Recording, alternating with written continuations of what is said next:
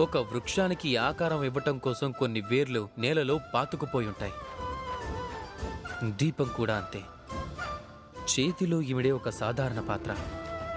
కానీ ఎప్పుడైతే అది వెలగటం మొదలు పెడుతుందో సమస్త లోకానికి అది వెలుగునిస్తుంది, మహత్తుగా మారిపోతుంది. ఇప్పుడు అర్థమైందా? మహానుభావులుగా మారాలి అంటే ఏదైనా సాధించాల్సిందే. మీరు చిన్నవాళ్లైనా పెద్దవాళ్లైనా కూడా ఏ అంతరం ఉండదు. ఏదైనా సాధిస్తేనే ఉన్నతులుగా మారిపోతారు. మీరు నడవటం ఆరంభించండి, ఏదో ఒక చోటికి చేరుకుంటారు.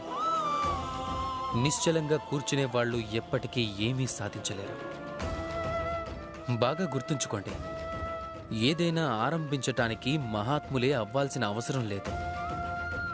కానీ మహాత్ములు అవ్వాలి అంటే ఏదైనా ఆరంభించటం